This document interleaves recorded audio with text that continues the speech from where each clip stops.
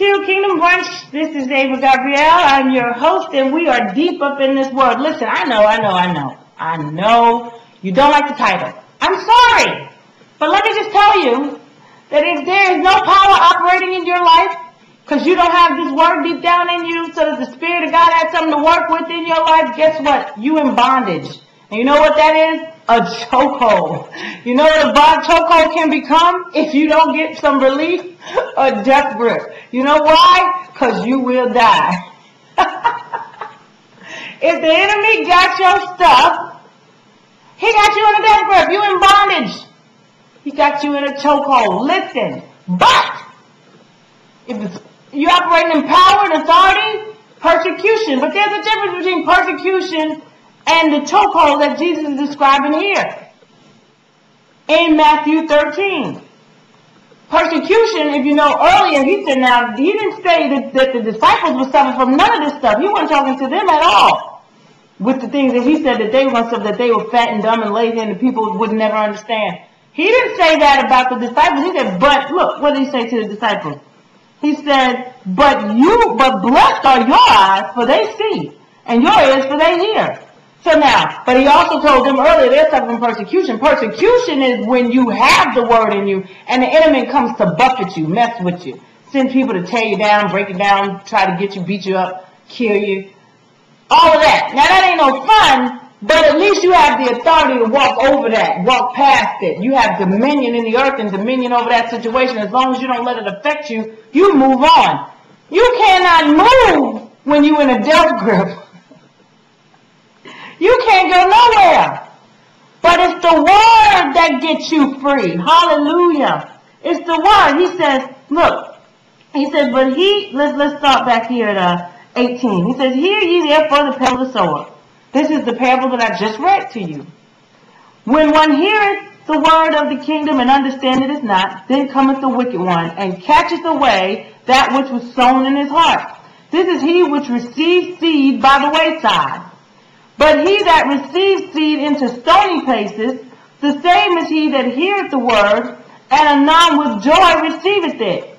Yet he hath not root in himself, but doeth for a while. For when tribulation and persecution arises for the word, by and by he is offended. He's like, that person is like, this is not true. It doesn't work. It's not real. Why? Because you danced on it, and you shouted on it, and you sang on it, and you reached on it, and you shook on it, and you twitched on it. But you didn't study it, so you don't know it, because you didn't learn it, so it didn't get down in your spirit, and you can't walk by it, and you can't live by it, and since you can't live by it, I don't preach. I'm just messing with y'all. Since you can't live by it, you get offended by it. Hallelujah. You get offended. You get offended. And you're like, it doesn't work. I quit. I give up. I don't want to do it anymore.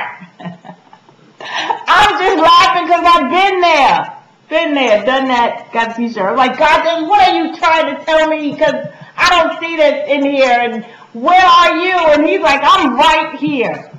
Dig down in it, get down in it, get it down in you. So you can stand in the day of affliction. Hallelujah. Hallelujah. He said, he that also received seed among the thorns is he that heareth the word, and care of this world and the deceitfulness of riches choke the word and become unfruitful. You know what that is? You're trusting in your money. You're trusting in your title. You're trusting in your reputation. You're trusting in the people that you know. You're trusting in the photo ops. You're trusting in all of those things that you think make you somebody. So when the word comes to you, you say, let me intellectualize that stuff through my natural mind. Let me think about this. Let me ponder for a second. And let me make sense of this.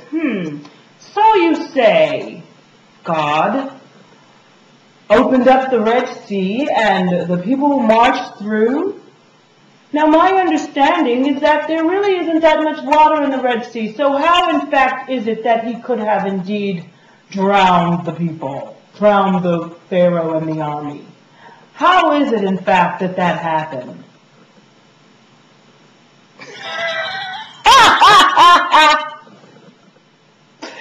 That's why it's a miracle. I heard Bishop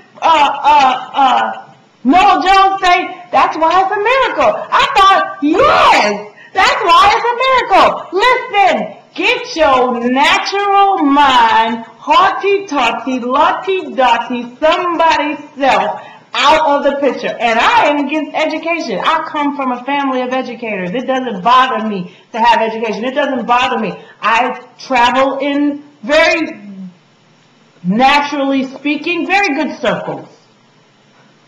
But that don't impress me. I can care less, really. It's people. You know what? They're people. They're flesh and blood people. They have bones, just like I do. You know what they do? They cry, they go to sleep, they have to take a bath and brush their teeth just like you. So forget that.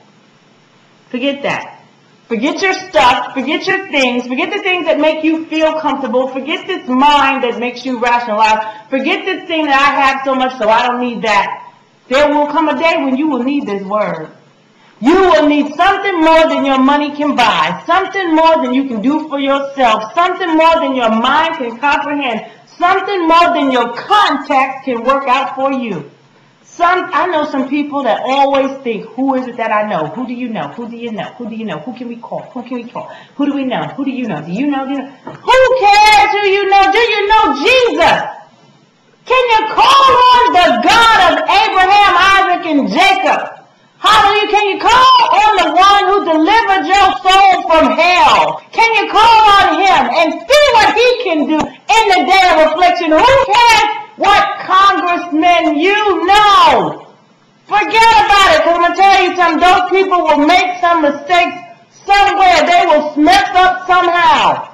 Or they'll be like Oprah, talking about many ways to God and all that. They lose their minds. If nothing else, they just go flat crazy. Because of what? You want to talk about the money choking out some word? She was raised in the church. So she sat up in church and just didn't understand this, and I didn't understand that, and I don't know this, and I don't understand that, and I question this, and I question that. Girl, get saved.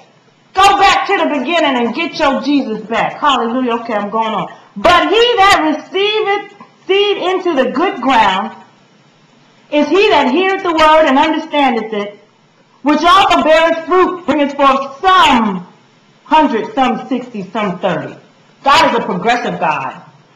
The more word you get, the more revelation you get, the more blessed you walk. The more you do, the more you know, the more you understand. He is not in the business of just dropping it on. He's going to just lay it on. You don't lay it on. You know when Ruth got it laid on? Ruth first gleaned in that field.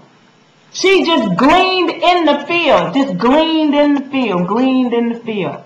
All she was getting was the 30 that she was putting out of her own strength. Then Boaz recognized her and said, hey, throw a little bit more her way. Make it easy for her. That was her 60. Throw it over there and let her pick it up. So it ain't quite so hard.